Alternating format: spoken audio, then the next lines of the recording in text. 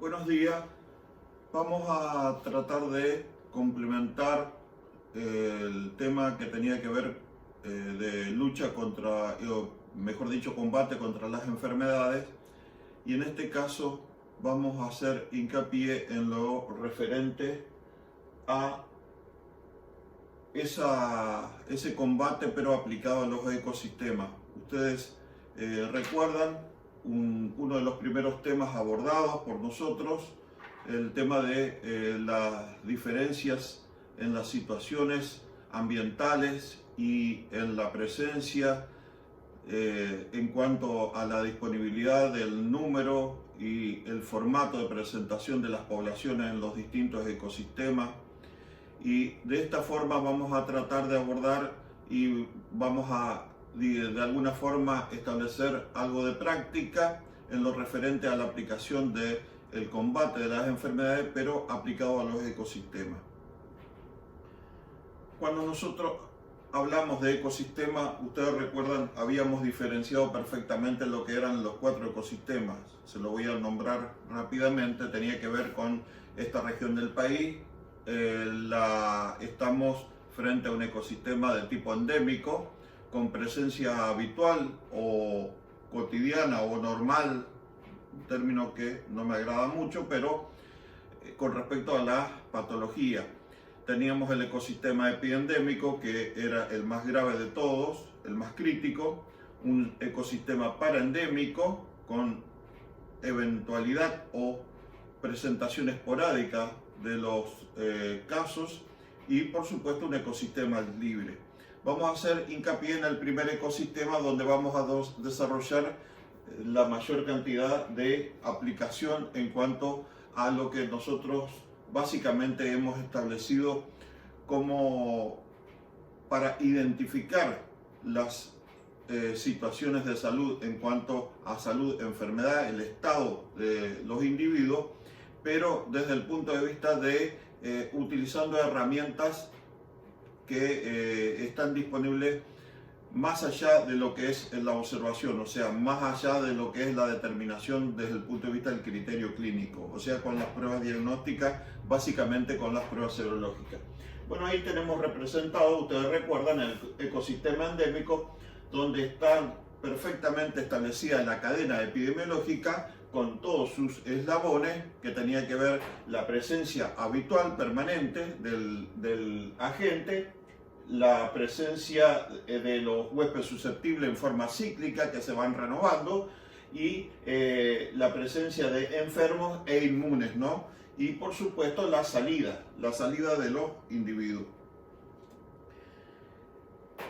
¿Cómo es el tipo de abordaje en el combate de las enfermedades en el ecosistema endémico? En lo posible, ustedes saben que acá, en cuanto a movimiento de individuos, ingresa muy poco, salvo individuos de alta calidad y para los cuales tenemos maniobras especiales para controlar el estado de salud en que ingresan. Por consiguiente, acá lo que básicamente se establece es la salida de a miles de individuos, justamente porque es zona de producción o llamada zona de cría.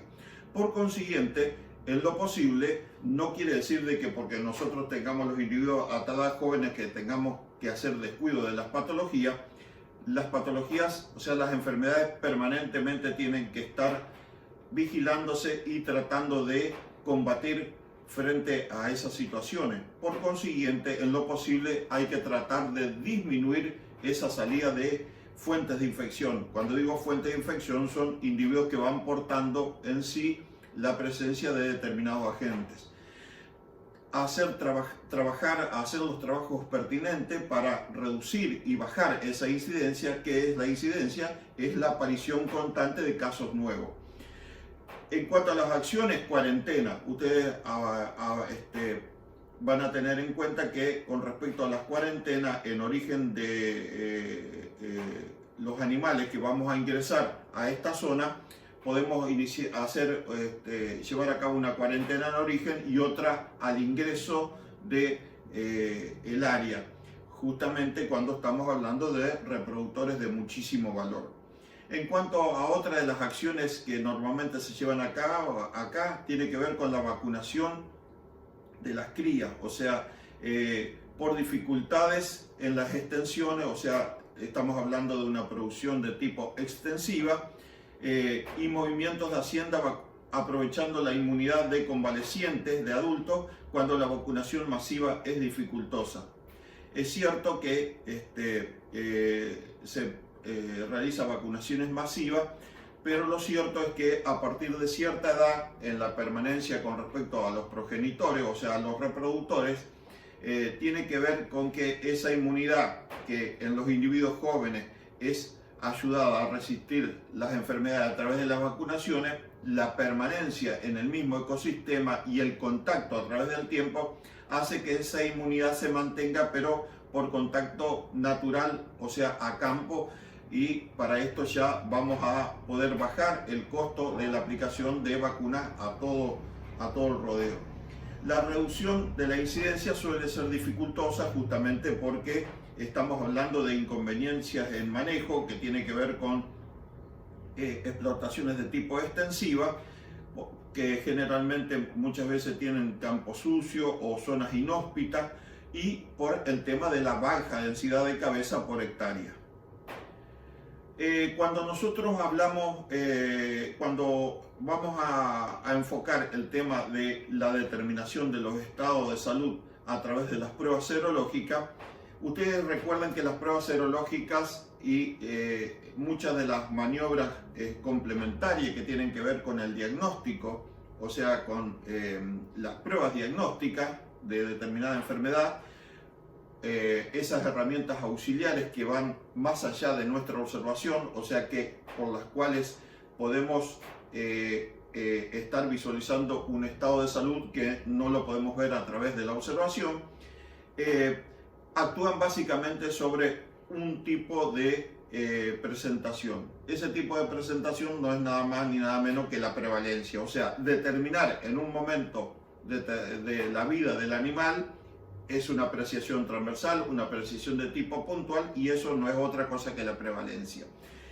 que es una cifra relativa que relaciona el número de animales enfermos, o sea, qué cantidad de animales enfermos tengo dentro de una población susceptible en un espacio y tiempo determinado. Siempre las determinaciones, por más que se diga que lo único que tiene, digamos, en su composición, en forma intrínseca, el tiempo y el lugar determinado, o sea, la tasa, no, las proporciones también lo tienen, porque en algún lugar de la Tierra se hace el trabajo y en algún momento del tiempo también se hace. Por consiguiente, eso de que únicamente la tasa tiene tiempo y lugar no es así, no es tan determinante. La prevalencia denota probabilidad de que un animal esté enfermo dentro de una población. Por supuesto que en un momento dado, porque lo toma una sola vez en un momento al individuo. No es una tasa verdadera, exactamente, ya se lo estableció Johnson en 1975, sino una proporción utilizada para cuantificar la frecuencia de una enfermedad en una población en un momento determinado del tiempo. Por eso se denomina prevalencia puntual, y ahí tenemos la fórmula.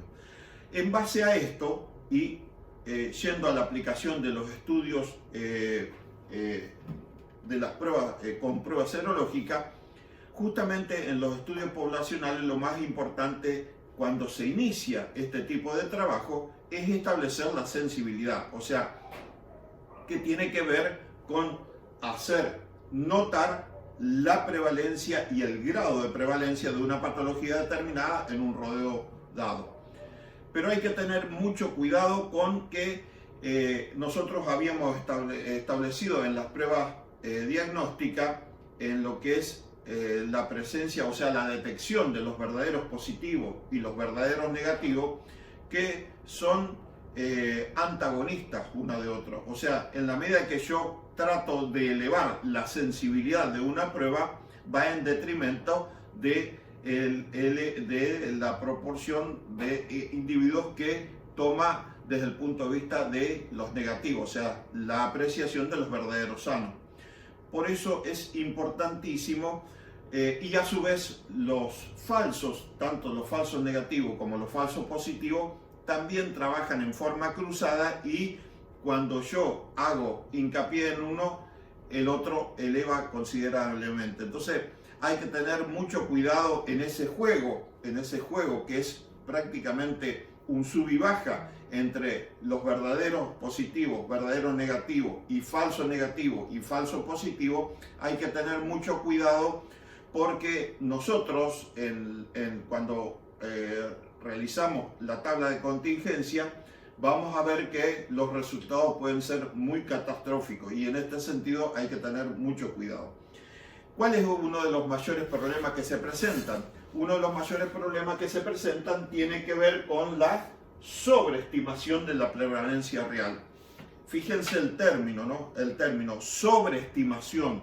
La prevalencia real, ¿qué era la prevalencia real? No era otra cosa que la cantidad de enfermos, de verdaderos enfermos, pero en la naturaleza, no en la tabla de contingencia, ni no en manos de los reactivos, no.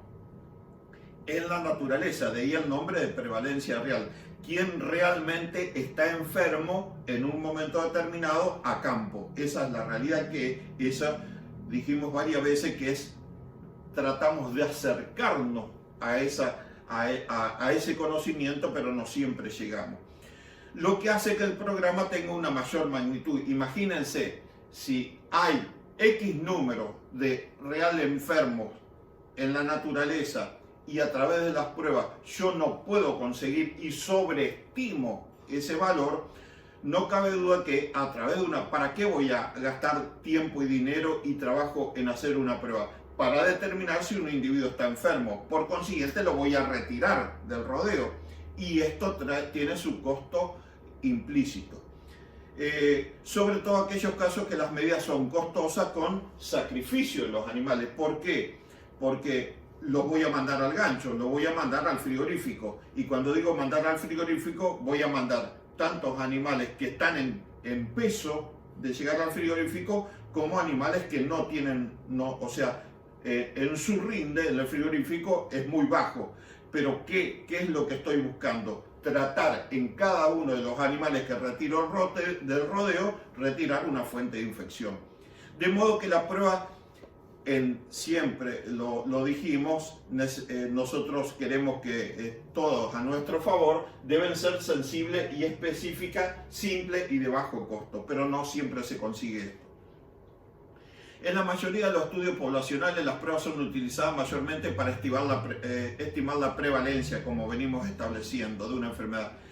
Esto lo lleva a cabo a través de la habilidad de la prueba para detectar los anticuerpos persistentes. Es eso lo que detecta la prueba. Si son anticuerpos persistentes, lo cual permite detectar infecciones y otro evento producido en años anteriores. Claro, porque la presencia de anticuerpos básicamente tiene que ver con enfermedades de tipo crónico, ¿no? Y que a su vez esos individuos están diseminando en el campo los agentes y los individuos que todavía no la contrajeron tienen la probabilidad de contraerla. Esa es la realidad. Por consiguiente, es eso lo que establece la prueba. Cuando se necesita saber sobre incidencia, lo contrario, o sea, sobre enfermedades de reciente aparición, se utilizan pruebas que detectan infecciones recientes como la inmunofluorescencia. Ya estamos hablando de pruebas más sofisticadas, más complejas para levantar la muestra y más caras. Directa como por ejemplo la rinotraqueitis infecciosa bovina, o se divide la población en franja etaria. Claro, si yo divido la población en franja etaria y estoy trabajando sobre los individuos muy jóvenes, no cabe duda que esos individuos, si salen enfermos, son de reciente captación de los agentes y por consiguiente de la enfermedad, porque justamente el tiempo que llevan de vida es muy corto. Por eso es que estoy tratando es una forma indirecta de establecer que recientemente se enfermaron. Y se testea, por ejemplo, bovinos menores a 2 años para detectar reciente circulación, que puede ser circulación viral como fiebre aftosa, ¿no? Nosotros habíamos visto que en las pruebas serológicas teníamos dos características fundamentales que hacían hincapié en las pruebas serológicas. Vuelvo a reiterar, para que se elimine todo tipo de confusión, todas las pruebas detectan tienen la capacidad o la fortaleza para detectar los verdaderamente enfermos y los verdaderamente sanos. Las pruebas no detectan absolutamente más nada. El tema de los falsos negativos y de los falsos positivos es una situación que nosotros la determinamos a través de los cálculos, pero no que las determinan las pruebas. No existen pruebas ni para falsos negativos ni para falsos positivos. Esa es la realidad. ¿Y qué era la sensibilidad? Era la fortaleza o el poder que tiene una prueba de identificar un individuo enfermo dentro de la población enferma, porque justamente lo que necesitamos es tratar de llegar a la totalidad de enfermos reales en la naturaleza. Y en contraposición, la especificidad es la capacidad o fortaleza de una prueba de detectar un individuo sano dentro de la población de individuos sanos. O sea, ser negativo en una población sana y ser positivo en una población enferma. ¿Qué era la prevalencia real? Desde hoy lo venimos diciendo. La prevalencia real es la totalidad de individuos que verdaderamente están enfermos, pero ¿dónde? No en la prueba, sino en la naturaleza, que es a donde nosotros queremos llegar. Por eso, como es una proporción, ¿por qué es una proporción? Porque hay determinada cantidad en la naturaleza, en la población total de individuos de una región, que hay un cierto número de individuos que están enfermos para una patología que es de mi elección. Esa es la realidad. Por consiguiente, ¿cómo se determina esa proporción? Con la sumatoria de los verdaderos positivos más los falsos negativos. Fíjense el término, falsos negativos, o sea, individuos que a la prueba dan como negativo, pero en realidad están enfermos, sobre la población total por 100, o sea, es la totalidad de individuos verdaderamente enfermos sobre la población total por 100. Bueno, fíjense en base a esto, y tiene que ver con acabamos de mencionar las tres características a priori de la prueba, sensibilidad, especificidad y prevalencia real, que son datos que yo conozco antes de hacer esa prueba serológica. En este caso, fíjense, para una población de 100.000 habitantes, con un 1% de prevalencia real, 1% de prevalencia real, en este caso ahí lo tienen, una prevalencia real de 1%, o sea, la proporción de animales enfermos existente en estado natural. Por consiguiente, si es el 1% de 100.000, voy a tener 1.000 individuos enfermos en la naturaleza, Hasta ahora no estoy haciendo ninguna determinación. Creo haberlo mencionado en el teórico anterior, este dato del 1% de prevalencia real es un dato que sale de innumerables estudios que se realizan sobre una región, por lo cual se concluye que la presencia habitual de una enfermedad está en el 1%, toma al 1% y siempre que tiene cautivo, por así decir, al 1% de la población ganadera de una región, de un departamento, de una provincia, de lo que fuera. Bueno, en base a eso, cuando nosotros comenzamos a reducir en base a eso es que tratamos de establecer pruebas que tengan alto poder de captación alto poder de identificación de los individuos enfermos en una población. Por consiguiente, vamos a tratar de reducir los falsos negativos, como bien dice ahí, pero con el problema que se me aumentan los falsos positivos. Ahora vamos a ver en el diagrama cómo es esto. Para evitar que queden infectados no detectados, diseminando la enfermedad. Exactamente. Ahora vamos a ver. Ahí lo tenemos, ¿ves? Nosotros tenemos, acá está la población total y esta es la prevalencia real. La prevalencia real estaba dada por la sumatoria de los verdaderamente enfermos a la prueba más los falsos que me dan a la prueba pero que en realidad están enfermos. Por consiguiente, esta es la columna de enfermos. Acá tengo la cantidad de individuos enfermos reales en la naturaleza. Y en contraposición, los individuos que dan falsos positivos a la prueba, fíjense, test positivo, la fila de los test positivos, de quienes dan positivo a la prueba, los falsos positivos que en realidad son individuos que a la prueba me dan como enfermos pero están sanos, más los verdaderamente sanos que sí los detecta la prueba, la sumatoria da los verdaderamente sanos en estado natural. Pero básicamente, ¿qué es lo que siempre importa? Esto es lo que importa, o sea, tratar de detectar los individuos enfermos. Por consiguiente, cuando yo comienzo un trabajo, inicio un trabajo de determinación de un estado de enfermedad a través de las pruebas serológicas, como bien decía la placa anterior, voy a exigir pruebas, o sea, reactivos que tengan altísimo poder para determinar los verdaderamente enfermos, o sea, una sensibilidad muy alta. ¿Por qué? Para tratar de acorralar, porque vamos a suponer, si yo tengo un 95% de sensibilidad a la prueba, no cabe duda que me va a dejar un 5% en manos de lo que son los falsos negativos, porque acá se tiene que cumplimentar el 100%, y de la misma forma va a pasar acá. También en los programas de control y erradicación de las enfermedades para prevenir el ingreso de animales enfermos, o sea, cuando compro animales de alto estirpe, voy a utilizar pruebas de altísima sensibilidad. ¿Para qué?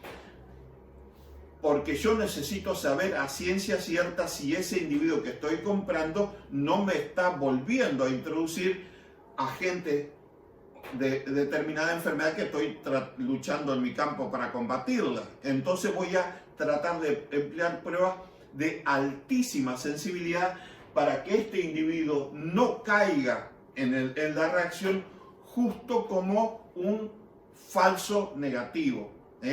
Porque vuelvo a reiterar, si las pruebas no son de altísima sensibilidad, le voy a dar muchas posibilidades de que ese individuo, cuando le haga la prueba, me resulte un falso negativo. ¿Y qué es un falso negativo? Un individuo que a la prueba da negativo, pero en realidad está enfermo. Por eso, vuelvo a reiterar, voy a utilizar pruebas de altísima sensibilidad para que no pase ningún falso negativo. Acá, en este caso, para chequear los individuos de gran valor que ingresan a un área, la especificidad, o sea, la condición de detectar negativo es secundaria. Lo que más me interesa es detectar realmente y saber a ciencia cierta, no vaya a ser que este individuo esté enfermo. Esa es la realidad. Ahí está, acá tenemos un ejemplo, volvemos al ejemplo anterior, donde tenemos sobre una población de 100.000, para hacer los números más redondos, para que entendamos mejor, con un 1% de prevalencia real, no cabe duda que me queda 99.000 individuos sanos y 1.000 individuos enfermos. ¿Pero dónde? En la naturaleza. Bueno, esto acá están traducidos la identificación: verdaderos positivos, falsos positivos, falso negativo, falso positivo y verdadero negativo. Acuérdense que siempre los valores trabajan cruzados, los verdaderos cruzados y los falsos cruzados. Esa es la realidad. Siempre los positivos arriba y siempre los negativos arriba. ¿Por qué? Porque esta fila es lo que sale en positivo al test después, y esta fila corresponde a los que salen negativos al test. En cambio, la primera columna la dejo pura y exclusivamente para establecer quiénes están enfermos, y la segunda columna para establecer y ubicar los que realmente están sanos. Bueno, haciendo una prueba determinante, y esta es la prevalencia real, ¿no? Acá, ojo con la prevalencia real, hay que tener muy en cuenta porque para evitar excederme en la captación de verdaderos enfermos. Bueno, acá llevamos a cabo una prueba y vamos a ver en cuánto puede fallar la prueba. Por eso es que habíamos hablado en el teórico anterior de que no me puedo prender del todo. O sea, si bien las pruebas serológicas es un arma importantísima para aflorar, o sea, para yo detectar lo que no puedo detectar a través de la observación, pero la realidad es que tienen muchísimas dificultades y todo depende de la fortaleza que tenga el reactivo para determinar tanto los individuos sanos como los individuos enfermos. Acá este evento, esta relación está hecho en base a una determinada fortaleza de un reactivo X. Fíjense, la prevalencia aparente. ¿Qué es la prevalencia aparente? El término lo dice, los que aparentemente van a salir para el lado de los enfermos después que yo haga la prueba. O sea, quienes la prueba identifiquen como enfermos. No, vuelvo a reiterar algo fundamental.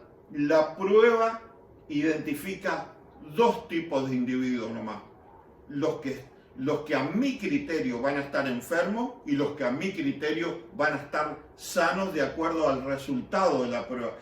Digo esto porque muchas veces la prueba está ahí en el borde y el resultado del cual me tengo que fiar está en el límite entre lo que no sé si es positivo y negativo. Entonces ahí la prueba se torna subjetiva y depende de mi decisión si lo paso para el lado de los enfermos o lo dejo dentro del plantel de los sanos. Bueno, fíjense en esta prueba,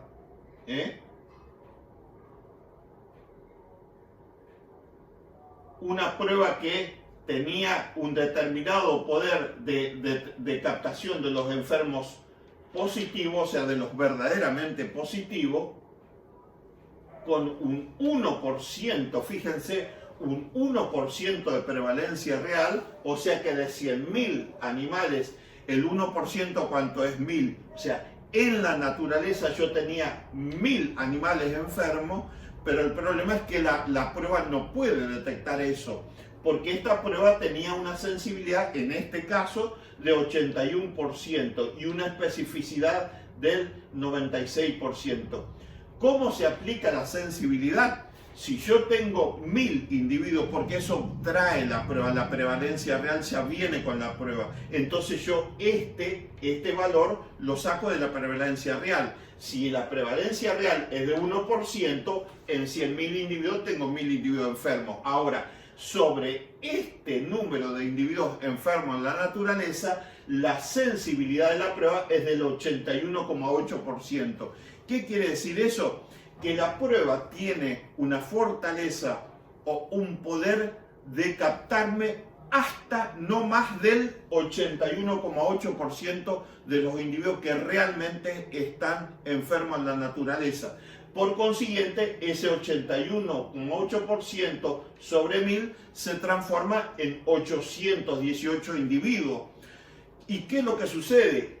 El resto de los individuos que faltan, que no los puede captar la prueba, están acá porque la sumatoria me tiene que dar 1.000. Por consiguiente, este número que son los falsos negativos, o sea, los que me dan negativo a la prueba pero que en realidad están enfermos, son en 182, ¿no?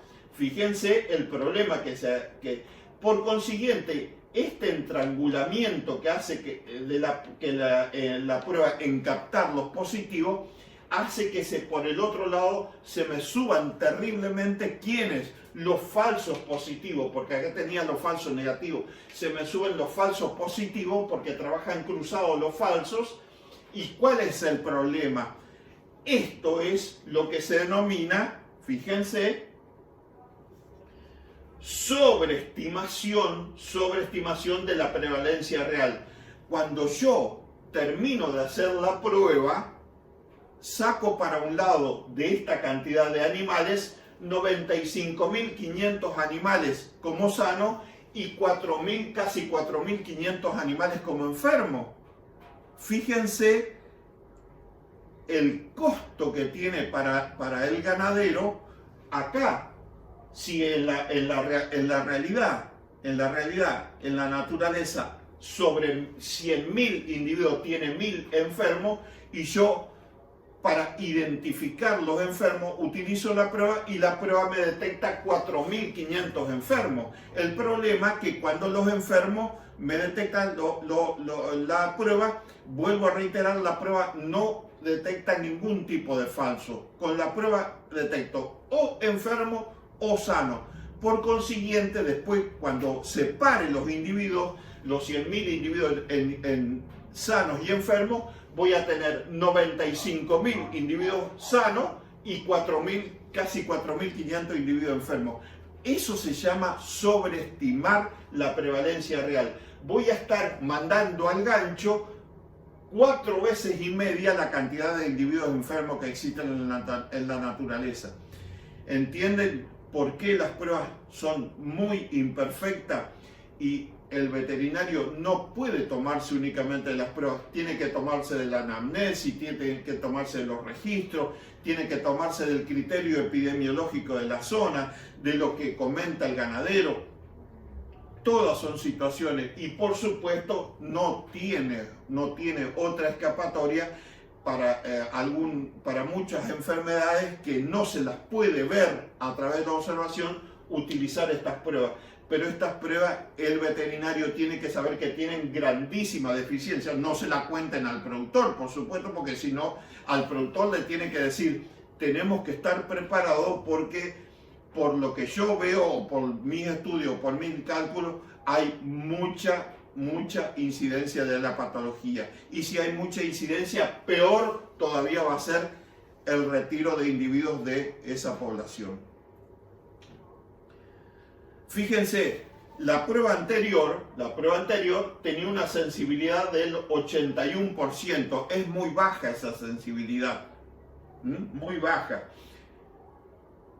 Vamos a mejorar la prueba. Vamos a mejorar la prueba con una sensibilidad del 98%. Fíjense qué sensible, o sea, me capta el 98% de los 1.000 individuos enfermos en la naturaleza. Pero igual me está dejando un margen, me está dejando 20 individuos que van a salir como falsos negativos, pero que en realidad van a estar enfermos en la naturaleza.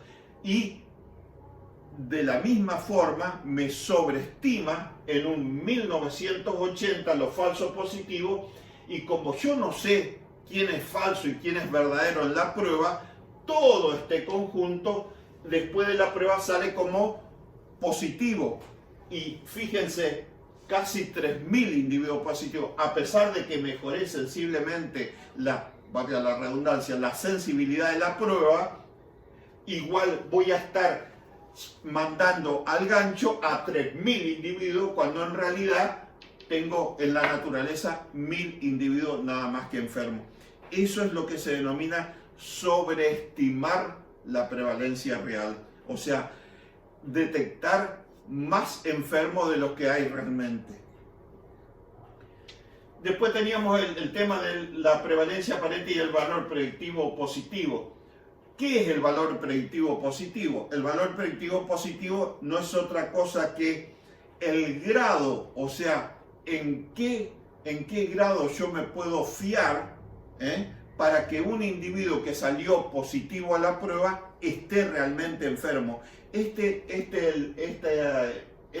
característica de apreciación de la prueba es la única apreciación de tipo individual. Todas las otras apreciaciones son de tipo colectivo. Fíjense, ¿qué probabilidad hay que un individuo positivo a la prueba esté realmente enfermo? Se hace, en el numerador va la cantidad de verdaderos positivos, porque es una proporción, y en el denominador va la cantidad de verdaderos positivos más falsos positivos por 100. Y ese resultado es un porcentaje, por supuesto. Y esto tiene que ver con, se dice, con la habilidad de la prueba. Si es muy hábil para detectar los positivos o muy hábil para detectar los negativos.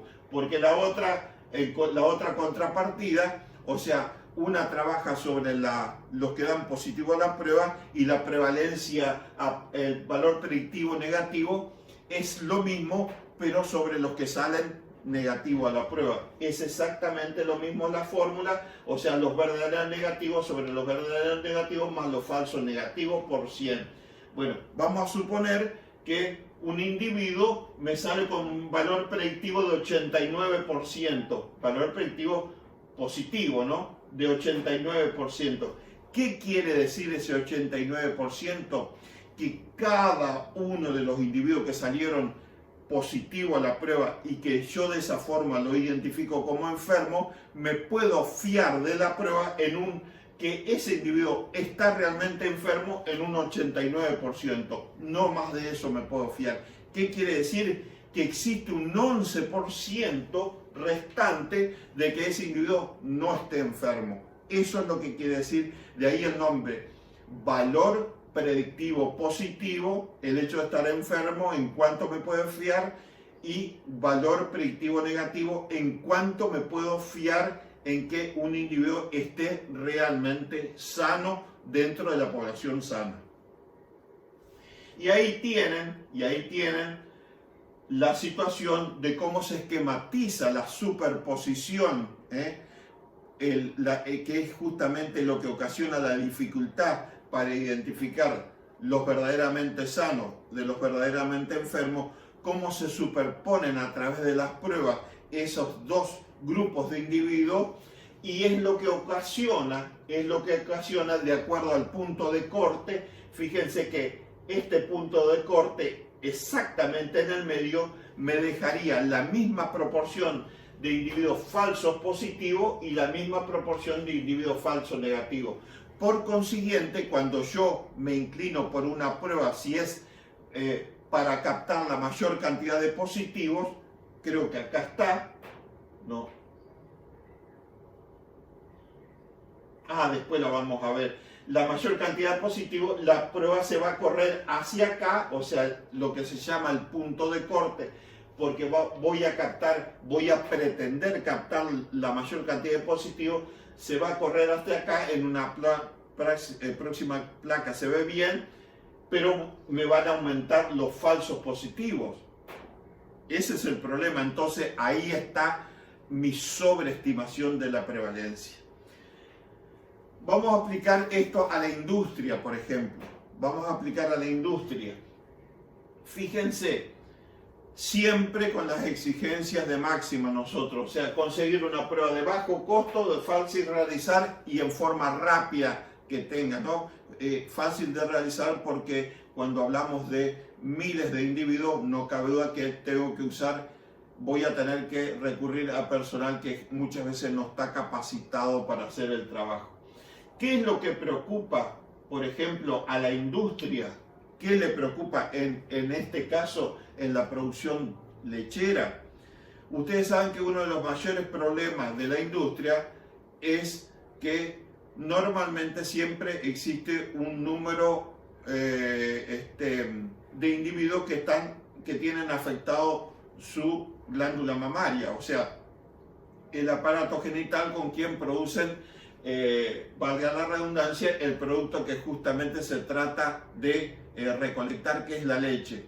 Cuando se producen esos procesos inflamatorios, y en los inicios, siempre que sean captados a tiempo, no hay otra cosa que ese proceso inflamatorio deriva en una infección, ¿no es cierto? Y como es una cuestión biológica, la única forma de controlar los procesos biológicos de infección es a través de antibióticos. El antibiótico es una sustancia prohibida en la industria lechera. ¿Por qué? Porque muchos de los derivados de la leche tienen que ver con que resultan de la actividad de organismos vivos, o sea, de otro tipo de bacterias que son benéficas para el hombre y que hacen distintos trabajos. Imagínense si este camión cisterna que está recolectando leche, miles y miles de leche, este camión cisterna tiene 38.000 litros, miles de litros de leche de distintos tambos, porque no es que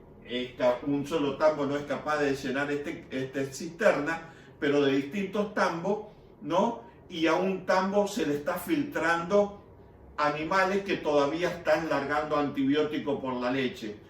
Provoca un estrago en la planta de elaboración de subproductos, porque van a ir residuos de antibióticos y van a estar trabajando cuando la industria inocule los cultivos necesarios para hacer los derivados, todos esos derivados que ustedes conocen, yogur con determinada presencia de bacterias, bifidobacterias, o sea, en fin, para enriquecer con cualidades específicas, por así decir, y por consiguiente va a estar, vuelvo a reiterar, lo prohibido es la presencia de antibióticos en este caso, o sea, lo que trata de detectar la prueba es la presencia o ausencia de antibióticos, de restos de antibióticos en la salida de una glándula mamaria. Por consiguiente, ¿qué va a necesitar la industria para hacer la prueba en cada una de las leches que le entregan los tambos? Pruebas de altísima sensibilidad, para que no se le filtre ningún falso negativo. Porque si se le llega a filtrar un individuo que dé negativo a la presencia de antibiótico, ese individuo va a estar eliminando antibióticos por la glándula mamaria y, vuelvo a reiterar, va a producir un estrago, un desastre, donde seguramente van a haber que tirar miles y miles de litros de leche en una etapa de elaboración de determinado producto, o sea queso, sea yogur, derivado, lo que fuera. Por consiguiente, vuelvo a repetir, la industria necesita pruebas, en este caso, de altísima sensibilidad para que no se le filtre ningún falso negativo que en realidad esté eliminando antibióticos por la leche. Ahí está lo que le decía yo. Altísima sensibilidad, pero ¿cuál es el problema? Se me aumentan los falsos positivos. Esa es la realidad. Fíjense, a medida que yo voy aumentando, le voy pidiendo a la prueba el mayor poder de captación de los que realmente están enfermos, no solo me capta los que realmente están enfermos, sino que empiezan a aparecer una cantidad impresionante de falsos positivos. Y eso voy a estar castigando a alguien, porque voy a estar anulando el ingreso o voy a estar castigando con medidas que se establecen en la industria lechera, como multas o lo que fuera, o pérdida o no captación de la leche de determinado tambo, por la aparición de individuos que a la prueba me están dando como que están largando antibióticos cuando en realidad no están largando nada. Ese es el problema de los falsos positivos. A la prueba salen como positivos, pero en realidad son sanos, están sanos en ese sentido. Y por otro lado, el productor, porque estábamos hablando de la industria, por otro lado el productor, ¿qué va a necesitar? ¿Qué tipo de prueba va a necesitar? Lo mismo de siempre, de bajo costo, fácil de realizar, rápido. Pero en este caso el productor no necesita pruebas de alta sensibilidad, necesita pruebas de altísima especificidad. ¿Por qué? Porque necesita que no se le escape ningún negativo. Por consiguiente, cualquier situación alarmante va a estar castigando a ese animal, ¿no? Ahí está. Pruebas de altísima especificidad. ¿Qué es la especificidad? Es el poder o fortaleza de una prueba, de un reactivo, en captar los sanos dentro de una población sana. Por consiguiente, si hay que tratar de buscar pruebas de altísima sensibilidad para evitar que me aparezca un falso positivo. Porque si esto tiene 95% de especificidad, voy a dejar liberado 5% en poder de los falsos positivos. Entonces voy a estar evitando que la leche que deriva de unas vacas determinadas de producción, no la voy a estar entregando al circuito comercial, ¿Por qué? Porque salen positivos, pero en realidad salen como falsos positivos cuando el animal ya no está eliminando antibióticos en la leche. Vuelvo a reiterar, ese es el fundamento por lo cual el productor necesita pruebas de altísima especificidad para no dar ningún tipo de margen o un margen muy estrangulado de posibilidad de que me falsee la prueba con un falso positivo. Y ahí está la acción contraria, fíjense, acá están los verdaderos negativos, yo exijo pruebas de altísima especificidad, pero ¿qué sucede? Se me aumentan los falsos negativos, en la medida que yo estoy pidiéndole mucha especificidad, se me aumentan los falsos negativos. Y si están los falsos negativos, ¿qué pasa? Son individuos que a la prueba dan negativo, pero en realidad están enfermos. Entonces no voy a estar viendo los individuos que sí todavía están eliminando restos de antibióticos por la glándula mamaria. Acá está, ¿ves? Es lo mismo, altísima especificidad. Bueno, vamos a las pruebas en general. Todas las pruebas serológicas, volvemos a repetir, son imperfectas. Eso siempre tiene que estar presente en la mente del veterinario. ¿Hasta dónde puede confiar? Por eso no es, para manejar este tipo de pruebas, se llega con el tiempo a manejarlas bien. Aparte hay que saber mucho de rodeo, hay que saber mucho de lo que ocurre en una región y hay que prenderse de otro tipo de información, no solo el resultado de una prueba serológica.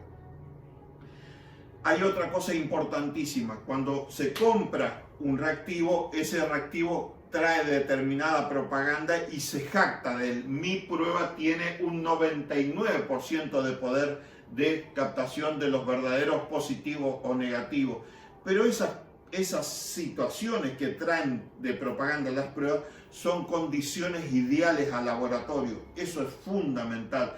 Cuando yo voy a aplicar en el campo, tengo muchas situaciones que van en contra, digamos, y atentan contra el buen funcionamiento de la prueba. ¿Qué puede ser? Y que tengo que derivar el trabajo a la peonada y la peonada no tiene cuidado para digamos, respetar las normas para hacer bien la prueba.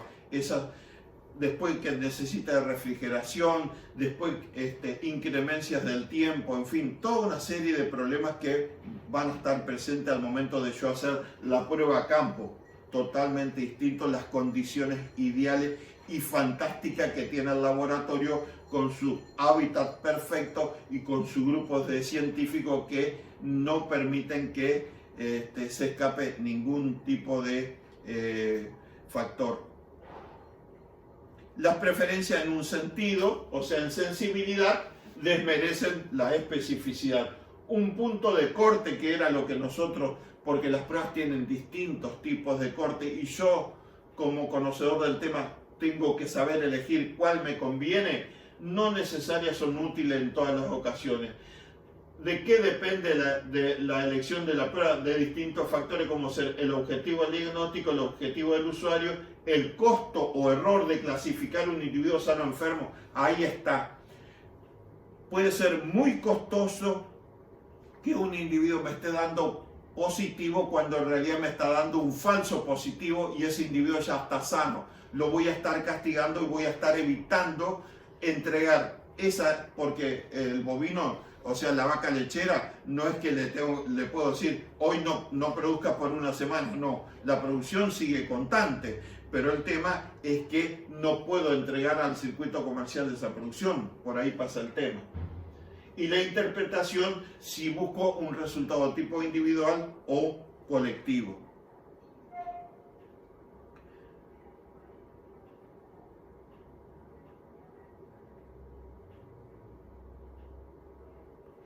Vamos al significado de la sensibilidad y la especificidad. Nosotros hemos dicho que tenemos un criterio epidemiológico y un criterio inmunológico. Desde el punto de vista epidemiológico, la sensibilidad es la cantidad de verdaderos positivos, o sea, el poder que tiene la prueba para captar un enfermo en una población enferma. Y la especificidad es lo contrario, es el poder que tiene sobre los verdaderos negativos, de captar e identificar los verdaderos negativos. Ahora, desde el punto de vista inmunológico, la sensibilidad es la capacidad que tiene la prueba para detectar pequeñas o cantidades mínimas de anticuerpos o antígenos. Rara vez es antígeno que llegue a detectar un virus o una bacteria, pero sí detecta la presencia del agente en forma indirecta, porque el organismo produce anticuerpos y eso sí es mucho más fácil de detectar porque los anticuerpos permanentemente andan circulando, o sea, no digo permanentemente, pero mucho más tiempo que los propios agentes que producen la patología andan circulando en el sistema circulatorio. Y eso es lo que hace la prueba, detectar esas pequeñas cantidades de anticuerpos. Y la especificidad desde el punto de vista inmunológico es la capacidad de interacción entre el antígeno y el anticuerpo.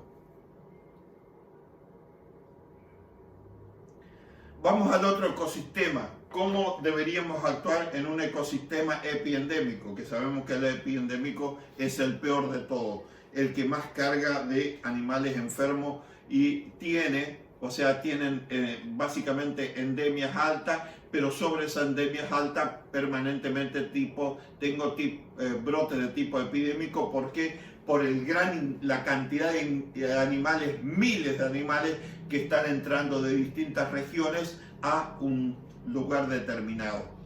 ¿Qué es lo que se determina acá? Acá se reciben, ustedes por eso es tremendamente dependiente de otro ecosistema, por consiguiente las manifestaciones internas son las que incrementan las posibilidades de manifestación clínica, de ahí el nombre de epidémico, ¿no? Alto riesgo de ocurrencia de brotes epidémicos justamente por la alta tasa de renovación de la población. O sea, es muy dependiente del sistema exterior. De ahí el nombre de área endémica secundaria dependiente. ¿Cómo se trabaja acá? Estas son las consideraciones generales que la habíamos visto en el ecosistema. ¿Cómo se trabaja acá? Acá se trabaja con las acciones de combate de enfermedades cuando se presentan, vacunaciones masivas y continuas. Permanentemente se está vacunando, pero en el sentido de que ustedes saben que no por el hecho de vacunar voy a tener un 100% de protección en el sentido inmediato. Una vacuna necesita aproximadamente 14 días para desarrollar el estímulo y la aparición de anticuerpos. Controles de focos, o sea, los lugares donde aparecen los casos, y el intenso movimiento, o sea, de ingreso de individuos, hace que prácticamente el control de tránsito sea imposible. O sea, acá es impracticable aplicar cuarentena ni a la entrada, ni a la mitad, ni a la salida. Esa es la realidad. Por otro lado, tenemos los ecosistemas endémicos. ¿Cómo trabajamos? Los ecosistemas paraendémicos, o sea, áreas esporádicas. Ustedes recuerdan y grábense cómo se dibuja un ecosistema paraendémico, tanto los infectados como la gente, la mitad adentro y la mitad afuera. Eso en un esquema, en un gráfico, significa que a veces está y a veces no está. Esa es la realidad. Por eso se dice que el ecosistema paraendémico es incompleto, no tiene todos los elementos de la cadena epidemiológica para mantener permanentemente la enfermedad. ¿Cómo se trabaja acá? Bueno, acá se trabaja, la meta son de erradicación. ¿Por qué? Porque ya que tenemos la suerte de tener un ecosistema donde en muchísimos momentos no tengo la presencia de la gente, voy a tratar de directamente irme a uno libre de la gente en forma permanente, ¿no? De esta forma, las acciones van a ser siempre de prevención. O sea, acá sí, cuarentena a la salida, cuando ingresa un animal, cuarentena al ingreso, ¿no? Y ahí es donde se establece el hallazgo de casos, que muchas veces la cuarentena hace que manifieste la enfermedad del individuo y ahí evito que me ingrese a el control con desinfección y cuando aparezca algún caso, vacunación estratégica con todas sus variantes, focal, perifocal, selectiva, regional, control de vectores y reservorio y erradicación, o sea, siempre que pueda accionar, rifle sanitario, o sea, aparece un caso y lo elimino por completo. ¿Por qué? Porque en cada individuo que yo anulo su presencia de vida, estoy anulando un foco de infección. Esa es la realidad. Y por último, los ecosistemas indemnes, o sea, los libres, donde tanto los infectados, enfermos como la gente siempre están excluidos del ecosistema. Por eso en el ecosistema están los individuos susceptibles, a través de los nacimientos dan nuevas generaciones de individuos susceptibles y así se mantienen libres de la enfermedad. O sea, indemnes de la enfermedad porque no la poseen y libre de la gente que la produce. ¿Cómo se trabaja en el ecosistema libre? Siempre con metodología de prevención. No vacunar, ¿por qué no se vacuna? Esa pregunta de examen. ¿Se vacuna? No, señor, no se vacuna. Primero porque tenemos dos tipos de vacunas. Vacunas a agentes atenuados. Si el agente está atenuado, existe el peligro que revierta y se torne agresivo o, como normalmente produce se torne infeccioso. Por consiguiente, voy a estar introduciendo un agente donde normalmente no existe. Y por otro lado, la única forma de testear la presencia de enfermedades en un lugar donde no me va a alcanzar la vida para ver un caso es haciendo un muestreo y haciendo un rastreo de anticuerpos. Por consiguiente, todas las pruebas, todos los mecanismos de detección serológica tienen que dar negativos, todos, sin excepción. Así que imagínense, si yo llego a vacunar, así sea a gente inactivado o destruido, voy a estar dando lugar a la formación de anticuerpos y esos anticuerpos van a actuar en contra mío cuando yo haga una barrida serológica. Por consiguiente, voy a encontrar anticuerpos contra determinado agente que no tendría que encontrar, porque es la única forma de cuidar un área libre. Ahí está, se ha de prohibir el ingreso de zonas afectadas. Directamente de zonas afectadas, con todos los controles, no importa. Están imposibilitados de ingresar en esta zona. ¿Cuáles son las acciones acá? Cuarentena, detección precoz de casos, serología de altísima especificidad para que no se me escape ningún negativo, ningún verdaderamente sano.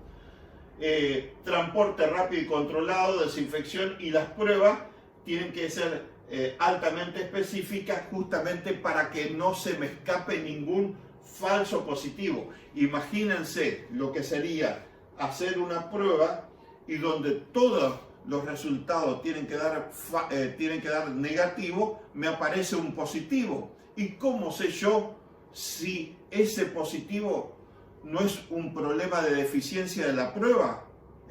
No es un falso positivo, un individuo que realmente está enfermo pero que a la prueba me da negativo.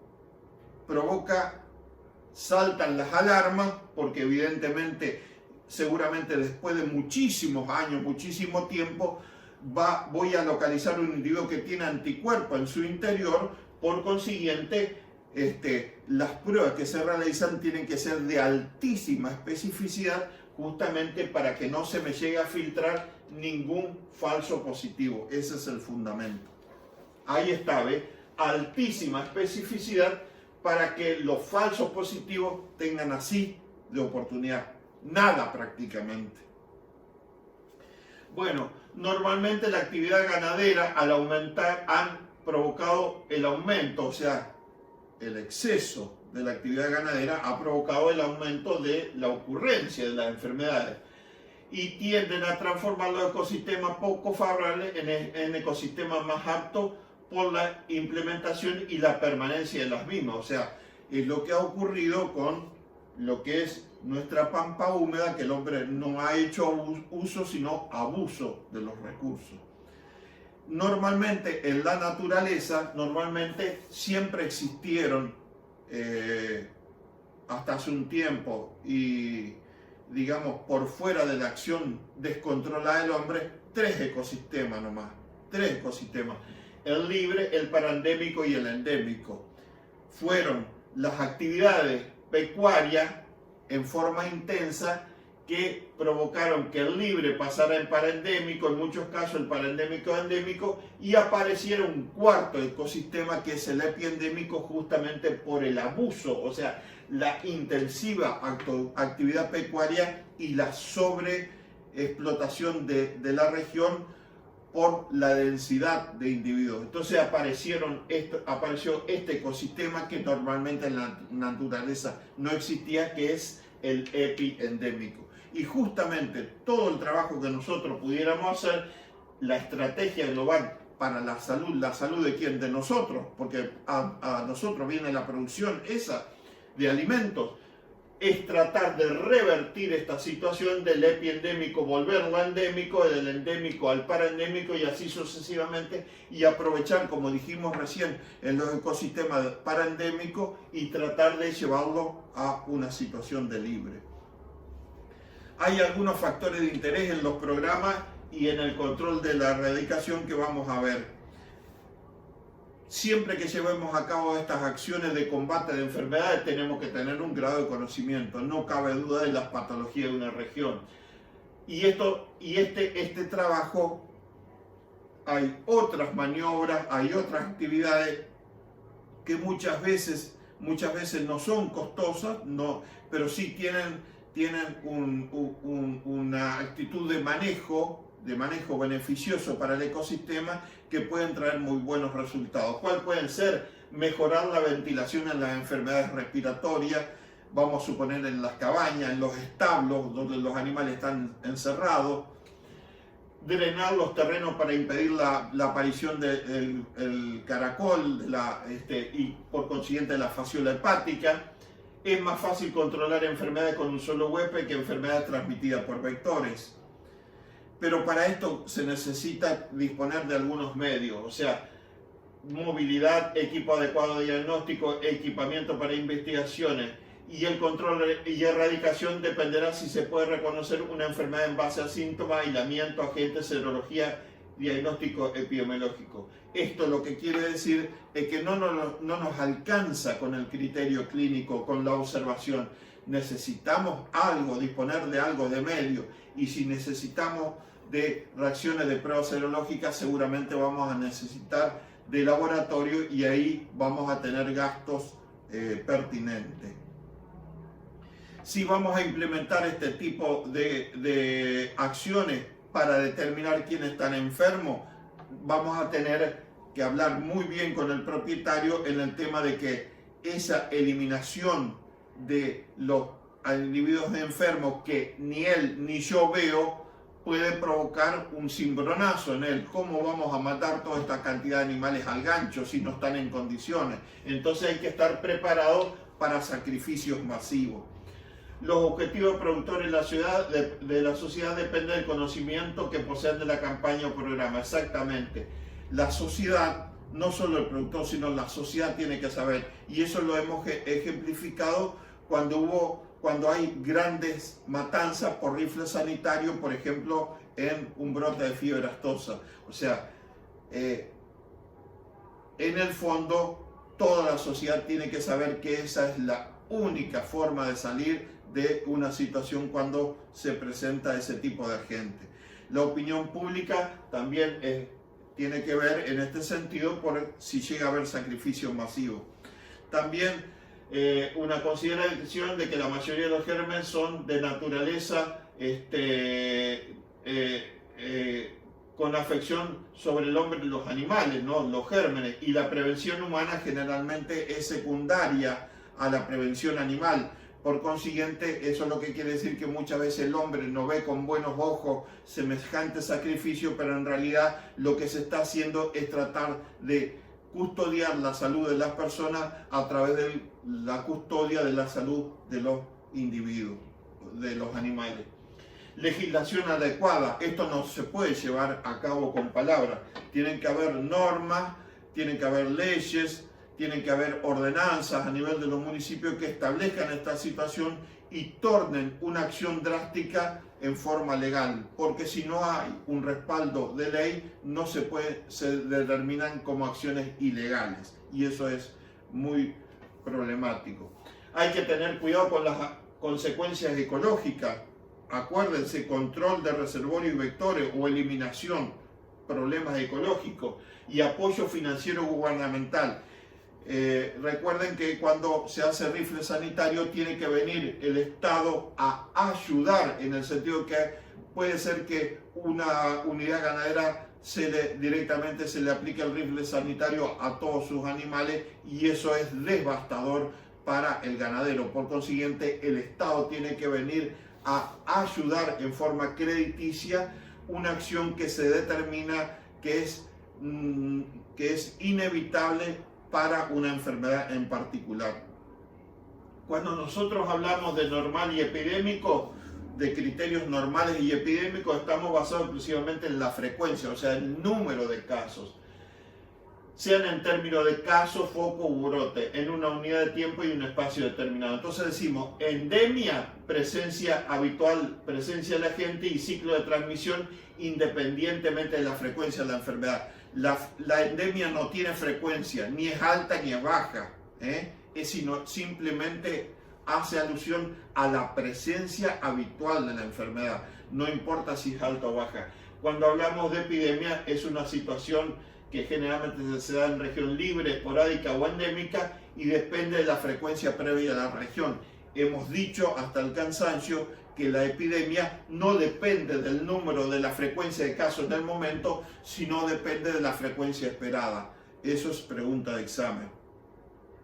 Cuando hablamos de criterio cuantitativo, o sea, queremos enfocar desde el punto de número de casos, libre, ausencia, esporádica, ocasional o baja, endémica, normal o media, y epidémica refleja situaciones anormales con elevada incidencia, porque justamente ese cúmulo tan alto de frecuencia está dado porque hay una barbaridad de casos nuevos. Esa es la realidad. Bueno, hasta aquí llegamos, así que ya nos quedan pocos temas. Quedamos como siempre atentos por cualquier consulta, y esto es importante también, estudien de forma razonada. Gracias, y quedamos atentos por cualquier consulta, y entre ustedes a través del foro. Estamos en contacto.